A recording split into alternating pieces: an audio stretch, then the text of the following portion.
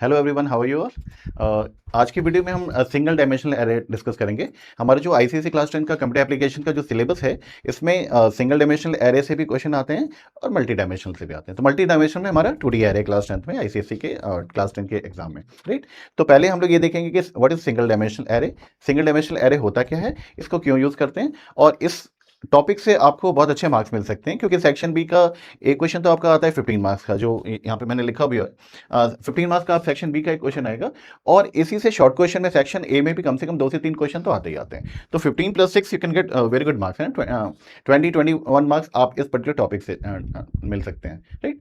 तो और इसमें जो काफ़ी सारे इंपॉर्टेंट क्वेश्चन जो हैं, जैसे आता है linear search, binary search, sum of elements, average of elements, bubble sort, selection sort, तो ये सारे इंपॉर्टेंट टॉपिक्स हैं। तो पहले मैं बेसिक्स आपको बता रहा हूँ कि सिंगल डायमेंशनल एरे होता क्या है, ये कैसे यूज होता है, फिर जो इसके और जो इंपॉर्टेंट क्वेश्चन है वो भी हम डिस्कस करेंगे। ओके, चलिए। इसका भी एडवांटेज वही है, बिल्कुल आपके जो 70-75% कोड होता है वो कॉमन होता है, जिसमें आपको एरे क्रिएट करना होता है, उसमें इनपुट लेना होता है, फिर अकॉर्डिंगली, है ना। तो अगर बेसिक स्ट्रक्चर आपका क्लियर है, तो आप जितने भी एरे बेस्ड क्वेश्चन होंगे आप बड़े आराम से उसको सॉल्व कर पाएंगे, और आपको 19 से 21 मार्क्स बड़े आराम से मिल जाएगा, है ना। तो पहले मैं सेक्शन बी का बता रहा हूँ, और जब सेक्शन बी बताऊंगा तो उसमें सेक्शन ए भी कवर होगा। फिर जहाँ भी मैं बोल रहा हूँ ये इंपॉर्टेंट है, आपको उसका नोट बनाना है, एक प्रॉपर नोट बनाना है, जिससे आपका सेक्शन ए भी कवर हो जाएगा, है ना। तो आप सबसे पहले अपनी पेन और नोटबुक लेके बैठ जाइए, और बिल्कुल ध्यान से सुनते जाइए। जब मैं बोल रहा हूँ इंपॉर्टेंट है तो इंपॉर्टेंट है, बहुत ध्यान से देखिए, क्योंकि सेक्शन ए भी एरे बेस पे लगभग इसी में कवर हो जाएगा। ओके, चलिए।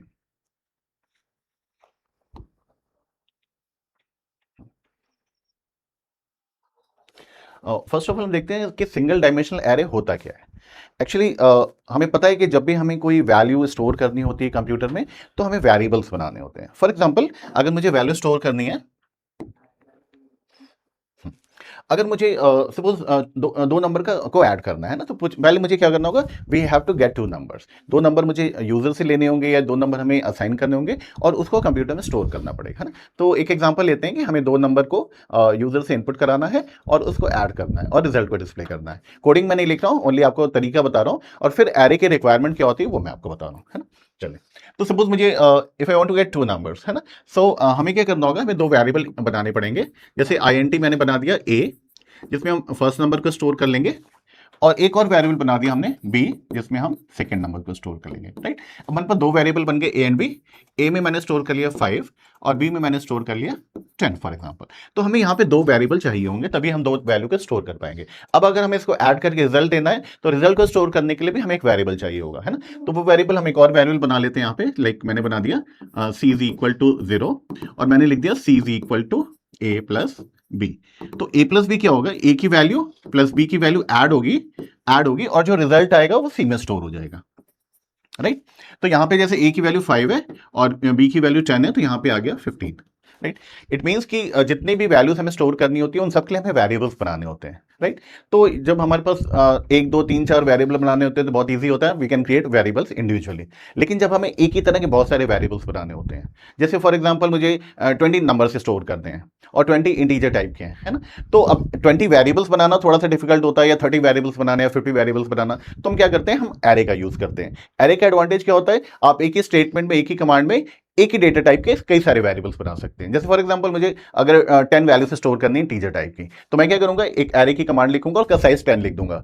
तो इंटीजर टाइप के 10 ब्लॉक्स बन जाएंगे, और हम उसमें 10 इंटीजर वैल्यूज को स्टोर कर सकते हैं। बस यही एरे, और इसका बहुत एडवांटेज होता है, क्योंकि जब भी हमें ज्यादा सारे नंबर्स पे, ज्यादा सारे वेरिएबल से काम करना होता है एक ही डेटा टाइप के, तो हम इस एरे को यूज करते हैं ना। चलिए डेफिनेशन देखते हैं, then I explain in detail.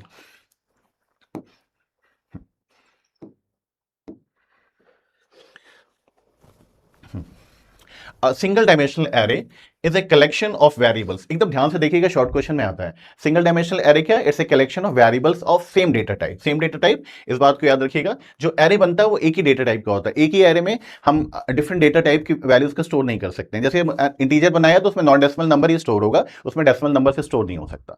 तो जो एरे क्या होता है, it's a collection of variables of same data type stored in continuous और कंटिन्यूअस मेमोरी लोकेशन। अब जैसे मुझे 5 वैल्यू से स्टोर करनी है, तो मैं कैसे बनाऊंगा, 5 इंटीजर वैल्यू से स्टोर करनी है, तो मैं यहां पे लिखूंगा int square bracket, suppose ARR is equal to new int, और यहां पे मैंने लिख दिया से साइज 5। तो अब क्या होगा, अब मेरा एक एरे बन जाएगा जिसमें हम 5 इंटीजर वैल्यू को स्टोर कर सकते हैं। मेमोरी कैसे एलोकेट होगी, यहाँ पे एक एरे बनेगा ARR के नाम से, राइट। और इसमें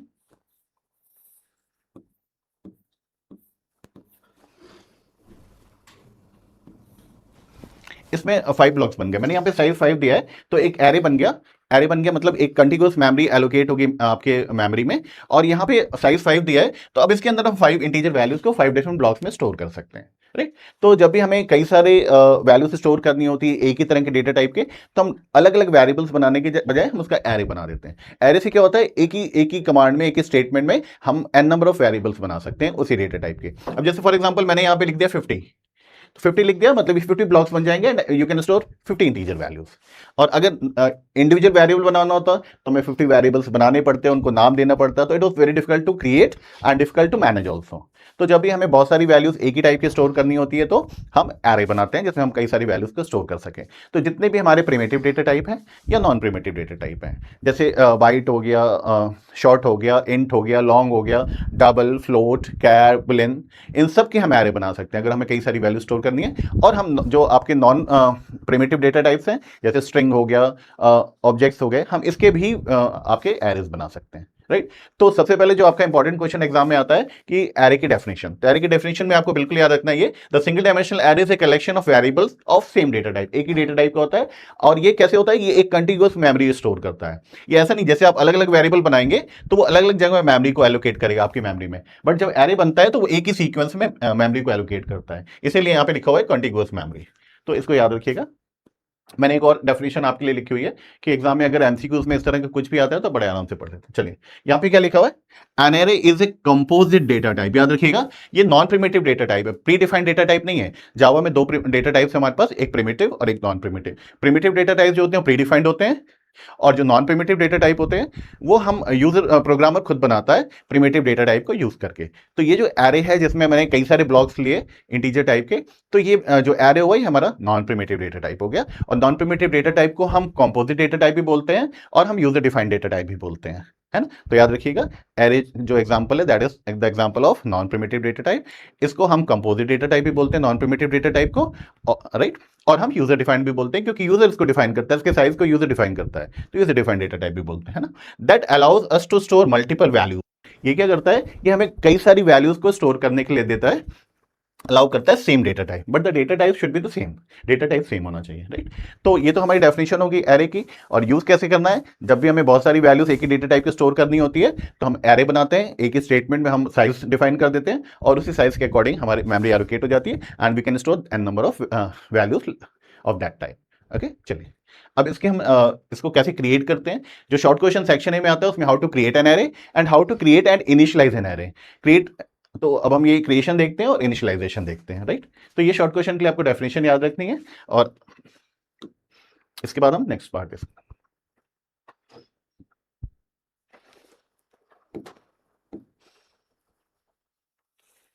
ये जितने भी पॉइंट्स हैं आपके शॉर्ट क्वेश्चन के बहुत इंपॉर्टेंट है और बेसिक आपको समझना है, सिर्फ एक प्रोग्राम समझना है एरे का। एरे का आपको एक प्रोग्राम समझ में आ गया तो आपको एरे के सारे प्रोग्राम समझ में आ जाएंगे, क्योंकि स्ट्रक्चर और काम करने का तरीका जो मैकेनिज्म है बिल्कुल सेम है और लॉजिक भी बिल्कुल सेम है। तो आपको सिर्फ एक पे फोकस करना है, अगर एक क्लियर हो गया तो बाकी सारे क्लियर हो जाएंगे। चलिए अब यहाँ पे देखते हैं एरे के फीचर्स क्या है। All elements must be the same data type. याद रखिएगा शॉर्ट क्वेश्चन में आता है ना। ऑल ऑल द वेरिएबल्स, और इसका जो डेटा टाइप है इसका सेम होगा, मतलब जितनी भी इसमें वैल्यू से स्टोर होंगे वो एक ही टाइप के होंगे जिस टाइप का हमने एरे बनाया है। सेकंड जो इंपॉर्टेंट है, वंस क्रिएटेड, बहुत इंपॉर्टेंट है आपके सेक्शन ए के लिए। एक बार अगर आपने एरे क्रिएट कर दिया तो इसको हम चेंज नहीं कर सकते, तो वी कैन नॉट चेंज, है ना। इसको चेंज नहीं कर सकते इसकी लेंथ को। ये शॉर्ट क्वेश्चन के बहुत इंपॉर्टेंट है, याद रखिएगा। थर्ड थिंग, जब हम एरे बनाते हैं, सपोज मैंने यहां पे ये एरे बना दिया,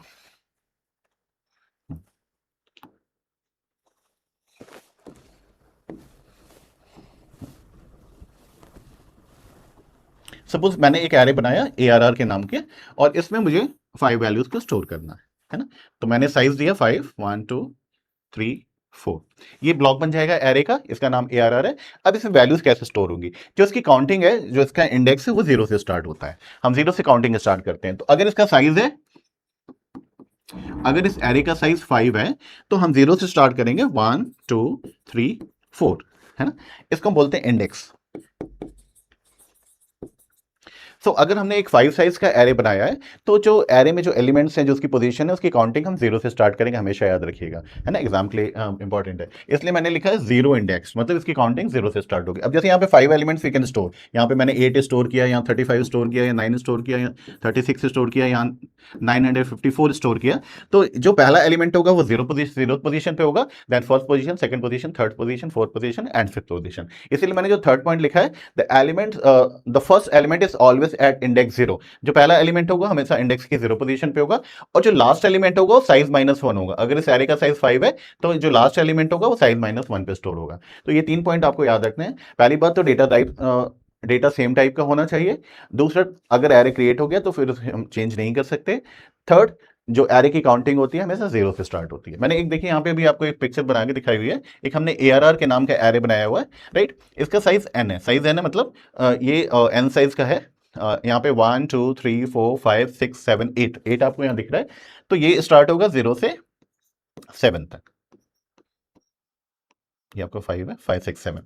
तो अब क्या होगा, अगर आपने ये 8 साइज का एरे बनाया है, तो एरे क्रिएट हो जाएगा और आप उसमें 8 वैल्यूज स्टोर कर पाएंगे। बट जो काउंटिंग स्टार्ट होगी वो 0 to 7 होगी, 0 से स्टार्ट होगी और साइज -1 होगा। अब देखिए यहाँ पे जो मैंने बनाया हुआ है, इसमें फर्स्ट 0th पोजीशन पे 12 स्टोर है, फर्स्ट पोजीशन पे 45 स्टोर है, सेकंड पोजीशन पे -7 स्टोर है, थर्ड पोजीशन पे स्टोर 0, फिर 99 एंड सो ऑन, राइट। तो ये इंडेक्स के थ्रू हम इसकी पोजीशन पता करते हैं। चलिए नेक्स्ट।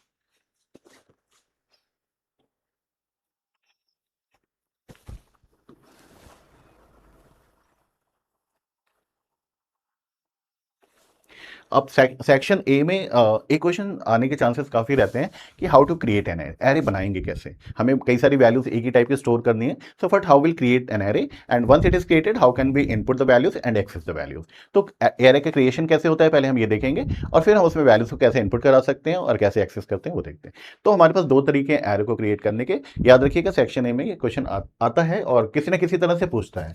तो फर्स्ट जो वे है, तो first way which we use to create an array, using the new keyword, है ना। से फॉर एग्जांपल मुझे 5 इंटीजर वैल्यूज को स्टोर करना है, 5 अलग अलग इंटीजर नंबर्स को स्टोर करना है। तो हमें एक एरे बनाना होगा, एक मेमोरी को एलोकेट करना होगा जिसमें हम 5 वैल्यूज को स्टोर कर सकते हैं। तो हम कैसे बनाएंगे, है ना। तो पहला ऑप्शन है हमारे पास, ऑप्शन ए है मेरे पास। ऑप्शन ए क्या है, यूजिंग द न्यू कीवर्ड। इस न्यू कीवर्ड को यूज करके हम एरे को बना सकते हैं। और दूसरा तरीका जो है बिना बिना उसको यूज कर, है ना। तो इसके देखिए, सबसे पहले हम डिक्लेयर करेंगे ये जो आपको ये जो स्क्वायर ब्रैकेट दिख रहा है, जैसे हम स्क्वायर ब्रैकेट देखते हैं कंपाइलर को क्लियर हो जाता है कि ये एरे की बात कर रहे हैं, मतलब ये एरे है ना। तो जब भी हम एरे को रिप्रेजेंट करेंगे हमें स्क्वायर ब्रैकेट लगाना पड़ेगा। अब मुझे एक एरे बनाना है जिसमें मुझे 5 इंटीजर वैल्यूज स्टोर करनी है। तो एक सबसे पहले हम क्या लिखेंगे, डेटा टाइप लिखेंगे, फिर एरे का नाम लिखेंगे और स्क्वायर ब्रैकेट लगाएंगे। तो इसका मतलब क्या हुआ, एक एरे हमने क्रिएट कर लिया ARR के नाम से। ARR के नाम से हमने एरे क्रिएट कर लिया, और इसमें ये स्क्वायर ब्रैकेट है, मतलब ये इट्स एन एरे, है ना। और इसका डेटा टाइप क्या है, INT, मतलब हम इसमें INT वैल्यूज को स्टोर कर सकते हैं। अब हमने इसको साइज नहीं दिया है ना। अब साइज कैसे देंगे, अब ये ARR का नाम का है तो हमने ARR लिखा, फिर न्यू लिखा, न्यू लिखा, और फिर से INT लिख के 5 लिख दिया। अब क्या हुआ, ये जो एरे हमने बनाया, ARR नाम से एरे बनाया, अब इसका साइज नहीं दिया था। अब हमने लिखा जो एरे का साइज होगा दैट इज INT 5, मतलब ये 5, इसका साइज 5 होगा। We can store 5 integer value, है ना। तो यहाँ पे आपका ARR में आप स्टोर कर सकते हैं, ओके। या आप इसको एक सिंगल लाइन में भी लिख सकते हैं, वो भी मैं बता देता हूँ आपको। तो एरे को क्रिएट करने का एक तरीका आपका ये न्यू कीवर्ड के थ्रू आप कर सकते हैं, न्यू कीवर्ड के थ्रू कर सकते हैं। न्यू कीवर्ड आपको पता है कि डायनामिकली मेमोरी को एलोकेट करता है। जैसे हम ऑब्जेक्ट बनाते थे वहां भी न्यू कीवर्ड यूज करते थे, तो यहाँ भी हम साइज जब डिफाइन करते हैं तो डायनामिकली हमें साइज बताना पड़ता है कि कितनी वैल्यूज यूजर स्टोर करना चाहता है। तो हम न्यू कीवर्ड के थ्रू स्टोर कर सकते हैं। इसके देखिए, एक तो ये तरीका मैंने बताया कि पहले आप क्रिएट कर लीजिए, डिक्लेयर कर लीजिए, और फिर इसका साइज दे दीजिए, है ना। एक तो ये तरीका हुआ। एक इसी दोनों लाइन को आप कंबाइन करके लिख सकते हैं, देखिए यहाँ कंबाइंड सिंटेक्स। अगर आपको ये इसको 2 पार्ट में लिखना है, इसको 2 पार्ट में लिखना है, तो आप ऐसे लिख सकते हैं। अगर इसको कंबाइन करके लिखना है कि एक ही लाइन में आपको स्टेटमेंट करके एरे बनाना भी है, उसका साइज भी डिफाइन करना है, then you can create like this. INT, बहुत ध्यान से देखिएगा, INT मतलब हमें इंटीजर टाइप की वैल्यू स्टोर करनी है। ARR जो एरे का नाम है, और ये स्क्वायर ब्रैकेट मैंने यहाँ पे दिया, स्क्वायर ब्रैकेट कंपाइलर को बोल रहा है कि ये एरे है ना। अब यहाँ पे मैंने लिखा is equal to new, new मतलब हम डायनेमिकली मेमोरी रिजर्व कर रहे हैं इसके लिए। और यहाँ पे फिर से हमें डेटा टाइप लिखना होता है, और ये हम लिखते हैं साइज, मतलब किस साइज का हमें चाहिए। तो जब ये स्टेटमेंट लिखेंगे तो एक एरे आपका इंटीजर टाइप का बन जाएगा और उसका साइज 5 होगा, means you can store 5 integer values. तो इसको बिल्कुल याद रखिएगा, how to create an array. तो न्यू कीवर्ड से क्रिएट करना होता है तो हम ऐसे क्रिएट कर लेते हैं, है ना। और इसको दो पार्ट में करना होता है तो हम इसको पहले क्रिएट कर देते हैं, फिर इसका साइज डिफाइन कर देते हैं। आपके सेक्शन ए में ये दोनों भी तरीका पूछ सकता है, या तो ये दो पार्ट में पूछ सकता है या एक सिंगल स्टेटमेंट में आप कैसे एरे क्रिएट करेंगे। अब जैसे ही आप ये INT array square bracket new INT5 लिखेंगे तो यहाँ पे क्या होगा, एक मेमोरी एलोकेट हो जाएगी इस 5 ब्लॉक में, 0 1 2 3 4 5 ARR के नाम से, और यहाँ पे आप 5 इंटीजर वैल्यूज को स्टोर कर पाएंगे। मेमोरी जो एलोकेट होती है वो सीक्वेंस में होती है। ओके, चलिए तो अब एरे क्रिएशन हमें फर्स्ट पहला तरीका आ गया कि हम न्यू कीवर्ड को यूज करके कैसे हम एरे को क्रिएट कर सकते हैं। ये तो मैंने इंटीजर को क्रिएट करने का बताया। अगर आपको डबल टाइप का करना है, फ्लोट टाइप का करना है, स्ट्रिंग टाइप का करना है, बुलियन टाइप का करना है, तो सिर्फ आपको यहाँ पे ये डेटा टाइप का चेंज करना पड़ेगा, डेटा टाइप चेंज करना पड़ेगा और जो साइज चाहिए वो चेंज करना पड़ेगा, एरे क्रिएट हो जाएगा। राइट, चलिए अब दूसरा तरीका देखते हैं कि और एरे हम कैसे क्रिएट कर सकते हैं।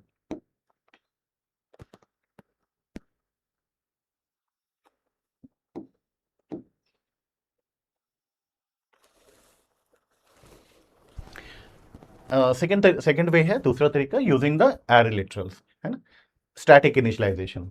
चलिए इसमें क्या होता है, जब हम एरे को क्रिएट करते हैं तो हम एरे क्रिएट भी कर लेते हैं और उसमें इनिशियल वैल्यू भी पुट कर देते हैं। जैसे ब्लॉक्स हमने बनाए 5 का, तो हमें इनिशियली हम अगर वैल्यूज को पुट करना चाहें तो वी कैन पुट ऑल्सो। तो ये क्रिएशन भी हो जाएगा और इसका इनिशियलाइजेशन भी हो जाएगा। अब देखिए मुझे यहाँ पे जैसे मैंने यहाँ पे बताया, एक मुझे एरे बनाना है मार्क्स के नाम का, तो मैंने लिखा मार्क्स स्क्वायर ब्रैकेट, एक एरे बनेगा। इसका डेटा टाइप INT होगा, मतलब इसमें INT वैल्यू से स्टोर हो सकती है। और यहाँ पे मैंने देखिए कर्ली ब्रेसेस में मैंने यहाँ साइज नहीं बताया, मैंने यहाँ पे वैल्यूज डायरेक्टली पुट कर दी। तो जितनी वैल्यू होगी वही इस एरे का साइज होगा। जैसे यहाँ पे 85 90 78 92 88 है, 1 2 3 4 5 वैल्यूज है, तो इसका साइज हो गया 5, इसका 5 साइज होगा। तो यहाँ पे क्या हुआ, हमने एरे को क्रिएट भी कर लिया और क्रिएट करके हमने साइज भी बता दिया और उसमें वैल्यूज भी असाइन कर दी, वैल्यूज भी इनिशियलाइज कर दी। तो दूसरा तरीका ये है। पहला तरीका वो था जहाँ पे हमने खाली क्रिएट किया था न्यू कीवर्ड को यूज करके, बट उसमें वैल्यूज असाइन नहीं की थी, वो ब्लैंक था, जो वैल्यूज यूजर एंटर करेगा वो स्टोर होगा। और ये वाला जो तरीका है, इसमें क्या है, हमने क्रिएट भी कर दिया और इसको इनिशियलाइज भी कर दिया। सेक्शन ए में क्वेश्चन आता है, ध्यान रखिएगा कि क्रिएशन एंड इनिशियलाइजेशन बोथ अगर हमें करना है। देखिए मैंने ऊपर ध्यान दिया हुआ भी heading, creation and initialization of array. Right, तो यहाँ पे आपका एरे क्रिएट भी हो गया और इनिशियलाइज भी हो गया। यहाँ से जो दोनों तरीके हैं उसमें से सेक्शन में क्वेश्चन आने के चांसेस काफी रहते हैं, तो इसको अच्छे से देख लीजिएगा। चलिए अब हम एक छोटा सा प्रोग्राम बनाएंगे और उस प्रोग्राम के थ्रू हम समझ जाएंगे कि कैसे हम एरे के साथ काम कर सकते हैं, है ना। इसमें जो सेक्शन में क्वेश्चन आता है वो कभी कभी डिफरेंट जो हमारा डेटा टाइप्स है, जैसे प्रिमिटिव है, नॉन प्रिमिटिव है, उसमें बोल देता है कि इस प्रिमिटिव डेटा टाइप का एक एरे साइज का बनाओ, या इस डेटा टाइप का एरे बना के उसको इनिशियलाइज करो। तो मैंने यहाँ पे आपको इंपॉर्टेंट डेटा टाइप्स बताए और कैसे उसमें क्रिएशन इनिशियलाइजेशन दोनों का बिल्कुल ध्यान से देखिएगा, क्योंकि इसमें भी शॉर्ट क्वेश्चन में क्वेश्चन आने के चांसेस होते हैं। ठीक है,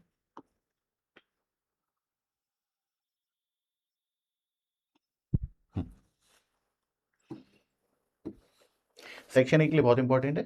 यहाँ पे देखिए क्रिएशन, हम डिफरेंट डेटा टाइप्स के एरेज कैसे क्रिएट कर सकते हैं, और दूसरा हम क्रिएट और इनिशियलाइज कैसे कर सकते हैं। तो ये शॉर्ट क्वेश्चन में आने के काफी चांसेस होते हैं। जैसे हमारा प्रिमिटिव डेटा टाइप है बाइट, अगर मुझे स्मॉल इंटीजर नंबर से स्टोर करने, लाइक 2 3 5 8, तो हम क्या करते हैं, डेटा टाइप हम बाइट चूज करते हैं जिसका साइज बहुत कम होता है, और उसमें हम वैल्यूज, इंटीजर वैल्यूज को, स्मॉल इंटीजर वैल्यूज को स्टोर कर सकते हैं। तो अगर आपके एग्जाम में आता है कि बाइट डेटा टाइप का एक एरे बनाओ, साइज जो भी डिफाइन करेगा, तो आप बिल्कुल ऐसे बना सकते हैं। आपको पहले डेटा टाइप लिखना है, फिर आपको स्क्वायर ब्रैकेट लिखना है। ये स्क्वायर ब्रैकेट को ध्यान से देखिएगा, ये मेरा एरे का नाम है बी।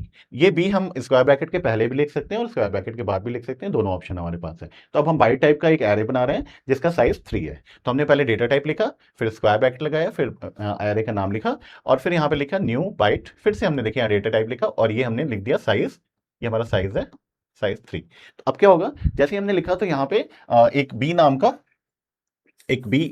का एक एरे बन जाएगा और इसका साइज हो जाएगा 3।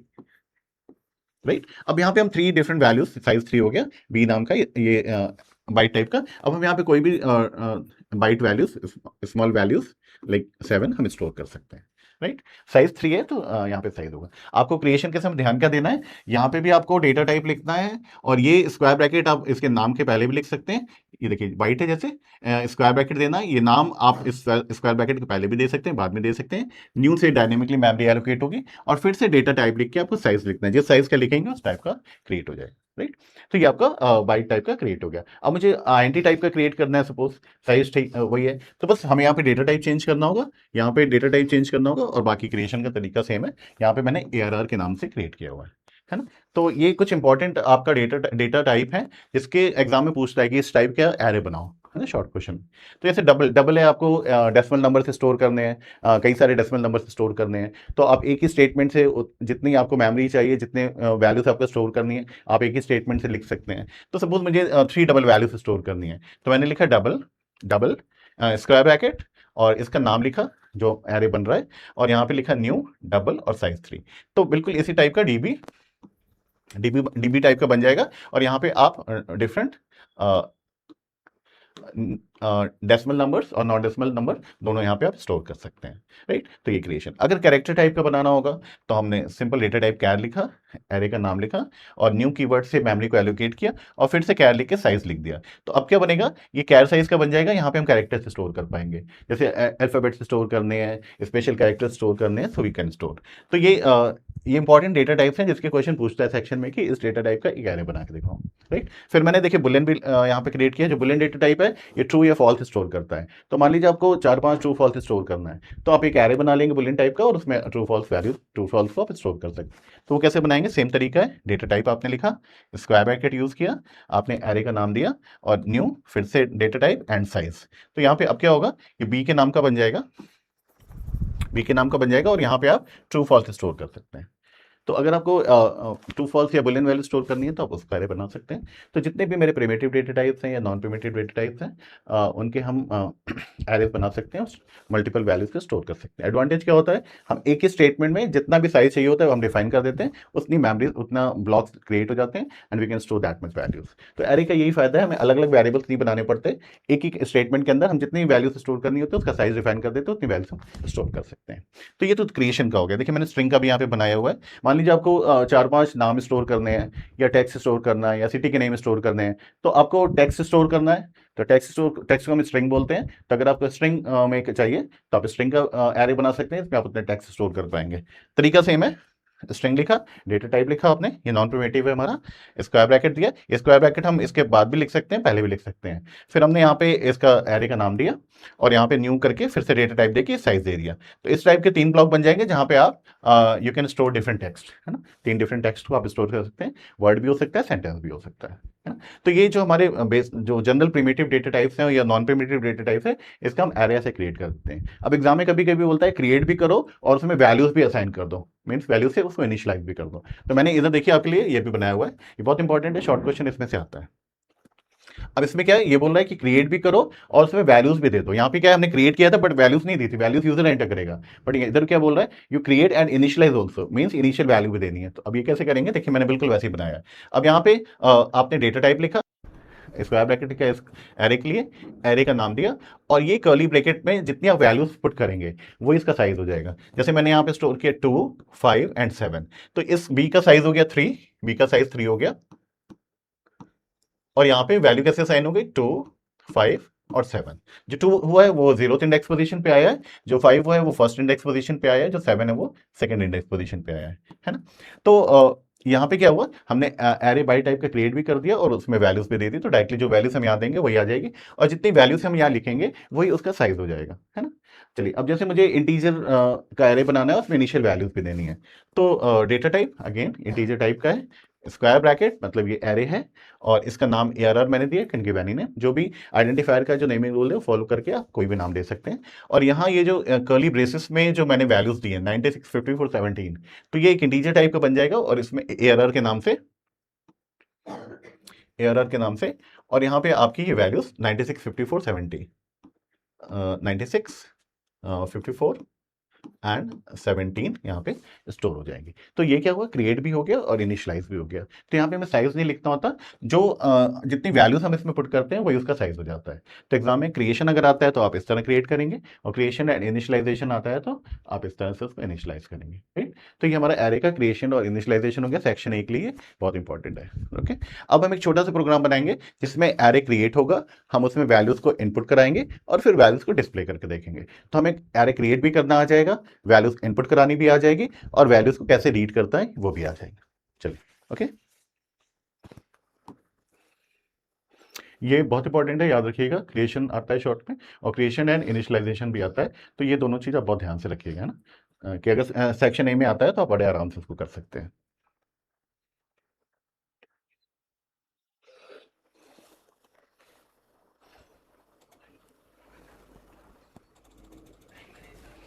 बहुत छोटा सा प्रोग्राम है, बहुत इंपॉर्टेंट प्रोग्राम है, और एरे का बेसिक स्ट्रक्चर ही है। रेड कलर से जो मैंने लिखा है वो ऑलमोस्ट सेम कमांड होती है। तो अगर वो आपको कमांड एक बार समझ में आ गई, एक प्रोग्राम में समझ में आ गई, तो आप जितने भी एरे बेस्ड प्रोग्राम होते हैं इतनी कमांड तो बड़े आराम से लिख देंगे। और आपको पता ही है कि कंप्यूटर में, जावा एप्लीकेशन में, जो आपका कंप्यूटर एप्लीकेशन का पेपर होता है उसमें आपको हर स्टेटमेंट में मार्क्स मिलता है, हर कमांड पे मार्क्स मिलते हैं। किसी में कम मिलते हैं, किसी में ज़्यादा मिलते हैं, बट मिलते जरूर हैं। इसलिए आपको जितनी भी कमांड आ रही है प्रोग्राम में सारी लिखनी है। बहुत सिंपल है, अगर आप ध्यान से देखेंगे तो बिल्कुल 100% लिखेंगे। अब इसमें क्वेश्चन हम क्या कर रहे हैं, एकदम ध्यान से पड़ेगा। पहले हमें क्वेश्चन को ठीक से समझना है, हमें करना क्या है, देन विल। ये बोल रहा है write a Java program to create an, ये बोल रहा है write a Java program to create an integer array. एक हमें इंटीजर एरे बनाना है ऑफ साइज एन, एक एन साइज का हमें एक एरे बनाना है, और उसमें इनपुट करना है एलिमेंट्स, और एलिमेंट्स को डिस्प्ले करना है। तो अब क्या होगा, हम एक एरे बनाएंगे एन साइज का। एन साइज का मतलब क्या हुआ कि हमने कोई साइज फिक्स नहीं किया है। हम यूजर से साइज बोलेंगे कि तुम्हें कितनी वैल्यूज इनपुट करानी है, जो वैल्यूज यूजर बोलता है उस वैल्यू को हम यूजर से लेंगे और एन में स्टोर कर देंगे, और उसी एन साइज का एरे बना देंगे। तो क्या हुआ, ये पूरा डायनेमिक एरे हो गया, हमने कोई भी साइज फिक्स नहीं किया। जितनी वैल्यू यूजर बोलता है इनपुट करानी है वो साइज बताएगा, उसी साइज का एरे बनेगा और उसमें वैल्यूज इनपुट हो जाएगी, है ना। बहुत ध्यान से देखिएगा, बहुत सिंपल प्रोग्राम है, बेसिक प्रोग्राम है आपका एरे का। अगर ये फर्स्ट वाला प्रोग्राम समझ में आ गया तो आपको एरे के सारे प्रोग्राम समझ में आ जाएंगे। इसे पूरा टाइम दीजिए, आराम से समझिए, है ना, कुछ भी मिस नहीं करना है, बिल्कुल ध्यान से देखना है। क्वेश्चन हम फिर से पढ़ते हैं। ये बोल रहा है write a program to create an integer array. एक इंटीजर एरे बनाना है एन साइज का, और उसमें हमें इंटीजर वैल्यू को स्टोर करनी है, राइट। तो पहले हम एग्जाम्पल देखते हैं, फिर हम इसको प्रोग्राम बनाते हैं। अब सपोज यूजर को 3 वैल्यू से स्टोर करनी है ना, या 5 वैल्यू से स्टोर करनी है। मैं 3 लेके चलता हूँ, जैसे इजीली आप समझ जाएंगे। यूजर को 3 इंटीजर नंबर स्टोर करने हैं, तो एक एरे बनाना पड़ेगा जो 3 वैल्यूज को स्टोर कर सकता है ना। तो हम कैसे करेंगे, हम क्रिएट करेंगे एक एरे और उसमें वैल्यूज को स्टोर करेंगे। बिल्कुल ध्यान से देखिएगा, फिर हम लोग इस प्रोग्राम पे भी आते हैं। तो सपोज मैंने एक एरे बनाया ARR के नाम से, है ना, और इसमें 3 इंटीजर वैल्यू स्टोर करनी है। तो अगर मैंने साइज 3 दिया तो ये मेमोरी एलोकेट हो जाएगी, मेमोरी रिजर्व हो जाएगी, जो 3 इंटीजर वैल्यूज को स्टोर कर सकती है। और मैंने बताया, जब अब आप ध्यान से देखिए, तो ये तीनों जो मेमोरी लोकेशन है, ये तीनों मेमोरी लोकेशन जो है इस सिंगल नेम ARR को शेयर कर रही हैं। मतलब ये इसका नाम भी ARR है, इसका नाम भी ARR है, इस पोजीशन का नाम भी ARR है। अब मेमोरी तो अलग अलग एलोकेटेड है, बस सब एक ही नाम शेयर कर रही हैं। तो हम कैसे आइडेंटिफाई करेंगे इसकी पोजीशन या इसकी पोजीशन? तो हम क्या करते हैं, we take the help of index. Array में जब भी हम काम करते हैं उसकी पोजीशन पता करने के लिए we take the help of index. Index array में हमेशा 0 से स्टार्ट होता है। तो अगर इसका साइज 3 है तो जो पहली पोजीशन होगी वो 0 होगी, जो सेकंड पोजीशन होगी 1 होगी, और जो थर्ड पोजीशन है दैट इज 2, राइट। तो अब इस पोजीशन को हम कैसे आइडेंटिफाई करेंगे, इसको हम बोलेंगे ARR 0। ARR 0 मतलब ये एलिमेंट जो 0 पोजीशन पे ARR 0। तो अगर हमें इस एलिमेंट को एक्सेस करना है तो हम लिखेंगे ARR 0, क्योंकि ARR ये भी नाम शेयर कर रहा है, ये भी कर रहा है, ये भी कर रहा है। तो इंडेक्स हमें बताएगा पर्टिकुलर पोजीशन, है ना। तो हम यहाँ पे लिखेंगे ARR 0 मतलब we are talking about this space. अगर इस स्पेस की बात करेंगे तो हम यहाँ पे लिखेंगे ARR 1। ARR मतलब 1 मतलब हम इस पोजीशन की बात कर रहे हैं। और अगर इस पोजीशन की बात करनी होगी तो हम लिखेंगे ARR 2, है ना। तो इंडेक्स के थ्रू या इंडेक्स नंबर के थ्रू हम एरे में एक एक एलिमेंट की पोजीशन पता कर सकते हैं। बिल्कुल ध्यान से देखिएगा, बहुत इंपॉर्टेंट है। अब इस एरे का साइज 3 है, लेकिन हमने काउंटिंग 0 से स्टार्ट किए, तो इंडेक्स कैसे होगा, 0 1 एंड 2 पे स्टॉप कर जाएगा, मतलब साइज -1। अगर साइज 3 है तो ये 2 तक जाएगा, क्योंकि हम काउंटिंग 0 से स्टार्ट कर रहे हैं। इंडेक्स हमेशा एरे में आपका 0 से स्टार्ट होगा, तो इस बात को ध्यान रखना है। तो यहाँ पे अगर मुझे 3 वैल्यू स्टोर करनी है तो सबसे पहले मुझे एक एरे बनाना पड़ेगा। एरे बनाने के बाद जो साइज देंगे उस साइज की मेमोरी ब्लॉक्स बन जाएंगे, और फिर हमें एक एक एलिमेंट को स्टोर करना है। पहला एलिमेंट जो हम यूजर से लेंगे वो कहाँ पे स्टोर होगा, वो 0 पे होगा। तो हम ARR 0 पे पहला एलिमेंट स्टोर करेंगे, से फॉर एग्जांपल 10 स्टोर किया। फिर दूसरा एलिमेंट आएगा, वो हम कहाँ पे स्टोर करेंगे, इसकी फर्स्ट पोजीशन पे स्टोर करेंगे। सपोज यूजर ने 19 इनपुट किया। और जो थर्ड एलिमेंट आएगा वो कहाँ पे स्टोर होगा, इसके सेकंड इंडेक्स पोजीशन, मतलब यहाँ पे स्टोर होगा, से अगर 98 दिया। तो अब क्या होगा, हमने 3 साइज का एरे बना दिया, और 1 बाई 1 हम वैल्यूज यूजर से लेंगे और स्टोर करते जाएंगे। ओके। तो फर्स्ट हम क्रिएशन देख लेते हैं, फिर हम क्रिएशन कैसे एरे क्रिएट करता है, फिर हम वैल्यूज को कैसे स्टोर करते हैं ये देखेंगे, और फिर वैल्यूज को डिस्प्ले कैसे करेंगे। जो रेड कलर से है ये कॉमन कमांड है, तो इसको आपको ध्यान रखना है ना, तो क्योंकि कॉमन है तो एक बार आपने समझ ली, आप सारे प्रोग्राम में वही लिख लेंगे एरे बेस्ड। चलिए, अब यहाँ पे जो क्वेश्चन है, क्वेश्चन क्या बोल रहा है, एक इंटीजर एरे बनाना है एन साइज का, एक इंटीजर एरे बनाना है एन साइज का। एन साइज क्यों दिया, क्यों फिक्स क्यों नहीं किया? अगर हमने साइज लिख दिया 3 या 5 या 7 तो साइज फिक्स हो जाएगा। हमें क्या करना है, हमें यूजर से बोलना है तुम्हें कितनी वैल्यूज इनपुट करानी है, जो साइज यूजर बताएगा कितनी वैल्यूज इनपुट करानी है, तो आपका प्रोग्राम उसी साइज का एरे बनाएगा, फिक्स साइज नहीं होगा। जैसे मैंने देखिए यहाँ पे आपको आपकी नॉलेज के लिए यहाँ पे लिखा भी हुआ है कि डायनेमिक साइज हम क्यों बोल रहे हैं, हम क्यों क्यों एन बोल रहे हैं, हम क्यों एन बोल रहे हैं, क्यों नहीं बोल रहे 5 या 10 या 6? क्योंकि डायनेमिकली यूजर बताएगा कि उसको कितनी वैल्यू स्टोर करानी है। तो instead of fixing the size of an array like 10, हम 10 भी बोल सकते हैं, 3 बोल सकते हैं, we use the variable n, हम एक एन वेरिएबल यूज करते हैं जो बताएगा कि कितनी वैल्यूज चाहिए, है ना। तो जो हम एरे बनाएंगे वो एन साइज का बनाएंगे, और उस एन साइज से, उस एन के साइज से उतना एरे बनेगा और उतनी वैल्यूज को हम स्टोर कर पाएंगे। मतलब ये स्टैटिक नहीं है, फिक्स नहीं है, ये डायनेमिक है, जो साइज होगा उतना ही एरे बनेगा। चलिए, तो अब हम इधर देखते हैं हमें करना क्या है। सबसे पहले हमें इंपोर्ट करना होगा। इंपोर्ट क्यों करना होगा? क्योंकि हम यूजर से इंपुट ले रहे हैं, साइज ले रहे हैं, नंबर्स ले रहे हैं, वैल्यूज ले रहे हैं, तो हमें ये यूटिल पैकेज को इंपोर्ट करना पड़ेगा। यूटिल पैकेज मैंने बताया था, यूटिल पैकेज के अंदर स्कैनर क्लास होता है, और स्कैनर क्लास के अंदर रेडीमेड मेथड्स होते हैं जिसके थ्रू हम डिफरेंट टाइप का डेटा कीबोर्ड से रीड कर सकते हैं। तो जब भी हमें इनपुट लेना होता है सबसे पहले हमें ये लाइन लिखनी होती है, इंपोर्ट java.util.star, है ना। ध्यान रखिएगा सेक्शन बी के 4 प्रोग्राम है, आपको 4 बार ही लिखना है, एक एक 4 बार लिखेंगे आपको 4 बार नंबर मिलेगा, है ना, तो जरूर लिखना है। अब हम क्या करेंगे, हम हमेशा भी प्रोग्राम या फंक्शन या मेथड क्लास के अंदर बनाते हैं, तो सबसे पहले हमें क्लास का ब्लॉक बनाना पड़ेगा। तो मैंने यहाँ पे बना दिया क्लास, क्लास दे दिया, और यहाँ पे लिख दिया ARR IQ क्यों दिया है कि ये मैंने एरे का, ये अपने क्लास का नाम दिया, आप कोई भी नाम दे सकते हैं। हम यहाँ एरे में इनपुट आउटपुट करा लें, इसलिए मैंने एरे IO दिया, IO मतलब इनपुट एंड आउटपुट, बट आप कोई भी नाम दे सकते हैं। ये मेरा क्लास का ब्लॉक यहाँ स्टार्ट हुआ, और ये क्लास वाला ब्लॉक सबसे लास्ट में क्लोज होगा, ठीक है। फिर हमने पब्लिक स्टैटिक वॉइड मेन लिखा, मेन हमारा मेन मैथड है जो बनाने जा रहे हैं, जिसके अंदर हम सारी कमांड्स को लिखेंगे, और फिर इसके बाद हम स्कैनर क्लास का एक SC ऑब्जेक्ट बनाएंगे। मैंने बताया स्कैनर क्लास के अंदर रेडीमेड प्रोग्राम्स हैं, मेथड्स हैं, फंक्शंस हैं जो कीबोर्ड से डेटा रीड करते हैं। तो हमें जब भी कीबोर्ड से डेटा रीड करना होता है यूटिल पैकेज को इंपोर्ट करना पड़ेगा, और इस स्कैनर क्लास का ऑब्जेक्ट बनाना पड़ेगा, क्योंकि बिना ऑब्जेक्ट बनाए हम स्कैनर क्लास के मेथड्स को यूज नहीं कर पाएंगे।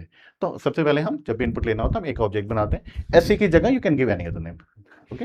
तो अब क्या हुआ, मेरा क्लास बन गया, हमने मेन अपना मेथड स्टार्ट कर दिया, और हम रेडी हैं इनपुट लेने के लिए। सबसे पहले हम बोलेंगे कितने साइज का तुम्हें एरे बनाना है, तो जो साइज यूजर बताएगा उसी साइज का हम एरे बनाएंगे, ठीक। चलिए, हमने लिखा यहाँ पे system.out.println enter the number of elements n, तुम्हें किस साइज का एरे चाहिए, यूजर से बोला, यूजर ने साइज बताया 3, 4, 5, 8, 50, जो भी साइज बताया उस साइज को हम एन में स्टोर कर लेंगे। तो ये जो नेक्स्ट एंटी मेथड है, next anti method scanner class का मेथड है, और इसके थ्रू हम इंटीजर वैल्यू साइज को लेंगे, और इसको यूज करने के लिए हमें ऑब्जेक्ट लिखना पड़ता है, तो SC डॉट लिखते हैं। तो SC ऑब्जेक्ट के थ्रू हमने नेक्स्ट एंटी मेथड को कॉल किया, और जो कीबोर्ड से यूजर ने नंबर इनपुट किया है उसको लाके हमने इस एन में स्टोर कर दिया। एन का टाइप INT, जब भी साइज होगा वो इंटीजर ही होगा, ठीक है। अब मेरे पास साइज आ गया, कितने साइज का एरे बनाना है। अब हम एरे को क्रिएट कर लेंगे। एरे क्रिएशन हमें आता ही है इंटीजर टाइप का। पहले हम डेटा टाइप लिखेंगे, फिर एरे का नाम लिखेंगे, कोई भी नाम आप दे सकते हैं, जो नेमिंग रूल्स है हमारे आइडेंटिफायर के वो फॉलो करेंगे। तो मैंने नाम दे दिया। अब इसके बाद यहाँ पे स्क्वायर ब्रैकेट देंगे। स्क्वायर ब्रैकेट बताता है कंपाइलर को कि हम एरे बनाने जा रहे हैं। ये स्क्वायर ब्रैकेट हम ARR के पहले भी लिख सकते हैं और बाद में भी लिख सकते हैं, दोनों ऑप्शन है। अब हमने इज इक्वल टू न्यू लिखा, डायनेमिकली मेमोरी एलोकेट होगी, और फिर से हमें INT लिखना है, ARR नहीं लिखना है। बच्चे बहुत मिस्टेक करते हैं, यहाँ ARR नाम का वेरिएबल एरे बना रहे हैं तो यहाँ पे भी ARR लिखते हैं। यहाँ डेटा टाइप लिखना है INT, किस टाइप का वेरिएबल एरे बनाने जा रहे हैं, और इसके अंदर हमने यहाँ पे साइज लिख दिया। अब जिस भी साइज का जो भी n की वैल्यू होगी उस साइज का एक एरे बन गया। 3 है, 2 है, 5 है, 50, 500 है, उतनी मेमोरी एलोकेट हो जाएगी, उतने इंटीजर टाइप के ब्लॉक्स बन जाएंगे, और हम उतनी वैल्यूज को इनपुट करा सकते हैं, ठीक है। तो ये हमारा अभी क्या हुआ, हमने यूजर से बोला किस साइज का एरे चाहिए, यूजर ने साइज बताया और हमने एरे को क्रिएट कर लिया। ये स्टेटमेंट बहुत ज़्यादा इंपॉर्टेंट है, ये आपको हेल्प करेगा शॉर्ट क्वेश्चन में मार्क लेने की कि हम एरे बनाते कैसे हैं। कुछ नहीं करना, डेटा टाइप लिखना है, एरे का नाम लिखना है, स्क्वायर ब्रैकेट लगाना है, फिर न्यू, फिर से डेटा टाइप और साइज, ओके। चलिए, तो मेरे पास मेरा साइज आ गया कि यूजर को इस साइज में इतने सारे एलिमेंट स्टोर करने होते हैं। से फॉर एग्जांपल हम लेते हैं फिर से जो n की वैल्यू है यूजर ने एंटर की 3, यूजर ने 3 एंटर की।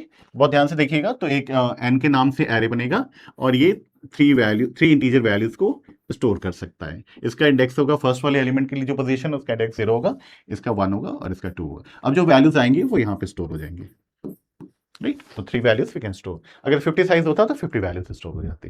तो ये मेरा एरे बन गया 3 साइज का। सपोज n की वैल्यू मैंने एज्यूम किया 3 है। चलिए, अब हम इसमें इनपुट कराएंगे और डिस्प्ले कराएंगे। ये कॉमन कमांड्स हैं आपके किसी भी एरे के प्रोग्राम के लिए। तो रेड वाली को एकदम ध्यान से समझ लीजिएगा, क्योंकि जहां भी एरे पे आपको काम करना होता है आपको ये लिखना ही पड़ेगा, और इतना भी आपने लिखा तो आपको हर कमांड पे मार्क्स मिलने हैं। तो आपने इनपुट साइज ले लिया, क्रिएट कर लिया। ओके, चलिए अब हम इनपुट कराएंगे एलिमेंट्स को और डिस्प्ले कराएंगे।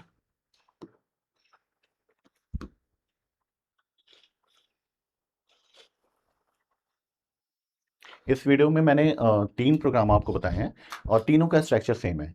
इसीलिए मैंने पहले प्रोग्राम पे पूरा टाइम दे रहा हूँ कि आपको स्ट्रक्चर समझ में आ जाए, फिर जो 2 अलग अलग और कैलकुलेशन है वो भी आपको बिल्कुल क्लियर हो जाएंगे। तो आपको बहुत ज़्यादा परेशान होने की जरूरत नहीं, बड़े आराम से बन जाएगा। चलिए, अब मेरे पास ये क्वेश्चन वही है, सेम क्वेश्चन है।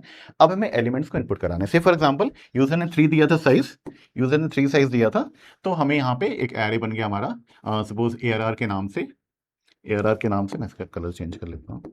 हाँ, एक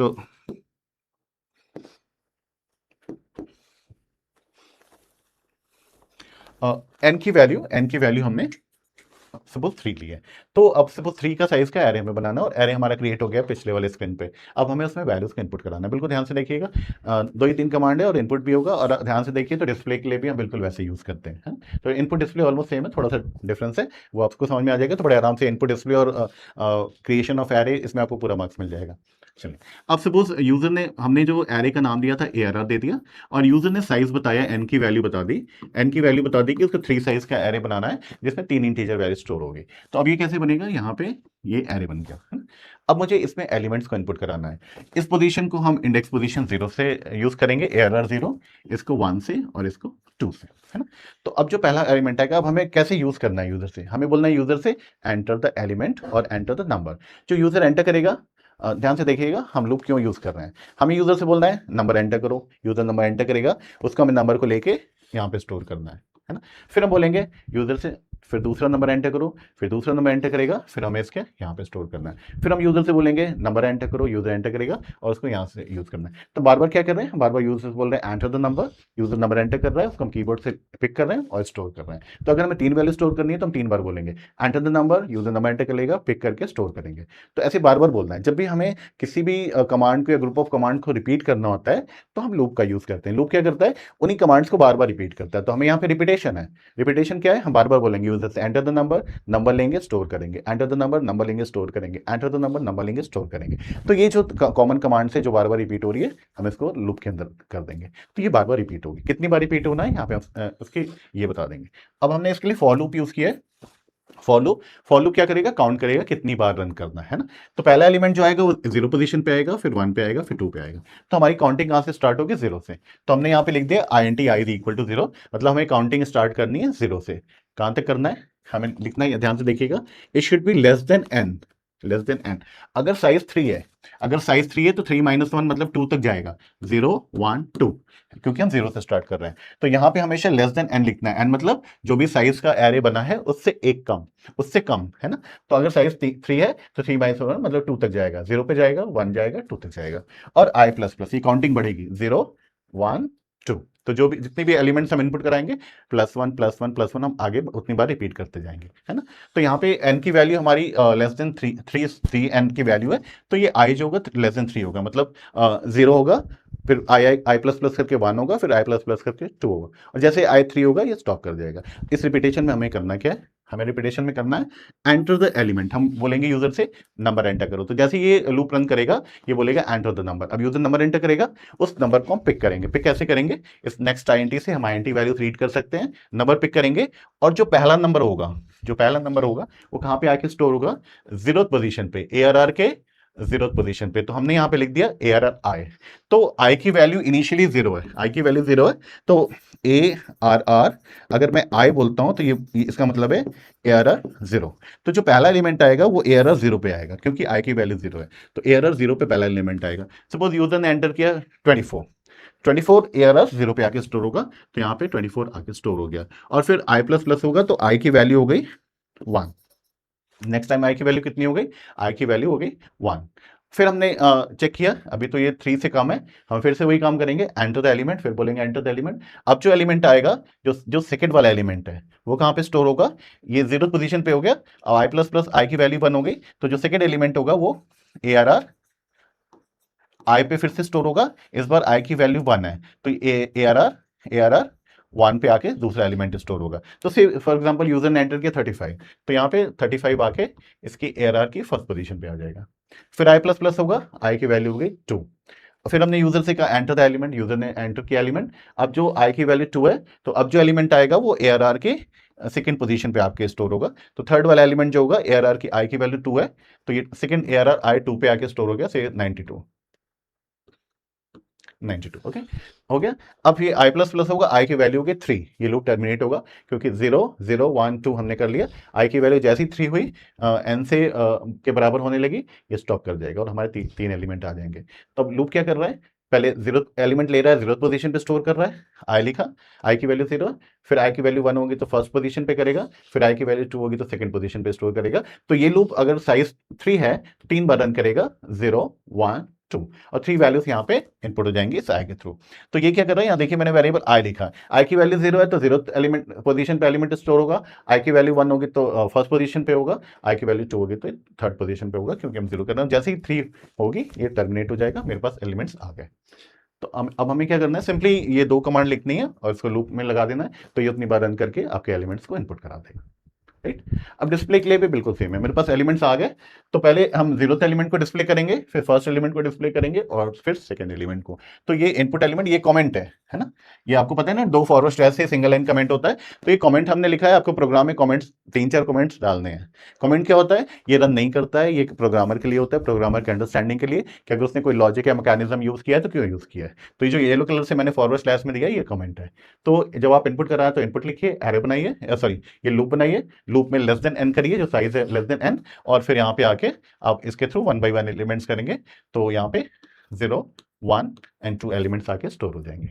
ठीक, तो एलिमेंट्स आ गए। अब मुझे देखना है कि एलिमेंट्स रीड करना है कि सीक्वेंस में पहला एलिमेंट कौन सा है, दूसरा एलिमेंट कौन सा है, तीसरा एलिमेंट कौन सा है। तो रीड करने के लिए हम लूप यूज करेंगे। क्यों लूप यूज करेंगे, पहले हम इसको रीड करेंगे 0 पोजीशन वाले को, फिर रीड करेंगे फर्स्ट पोजीशन वाले को, फिर रीड करेंगे सेकंड पोजीशन वाले को, क्योंकि यहाँ अलग अलग एलिमेंट्स है, तो एक कमांड पे आप यूज नहीं कर पाएंगे। आपको एक पोजीशन वाले को करना है, फिर आगे बढ़ के दूसरा, फिर तीसरा, है ना। तो यहाँ पे भी लूप यूज होगा। पहले हम ARR 0 को रीड करेंगे, फिर ARR 1 को रीड करेंगे, फिर ARR 2 को रीड करेंगे। तो सेम लूप है यहाँ पे। हमने फिर से लूप बनाया, मैं आपको दिखा रहा हूँ फिर से, 24 30, हाँ ओके। अब मुझे एलिमेंट्स को डिस्प्ले कराना है।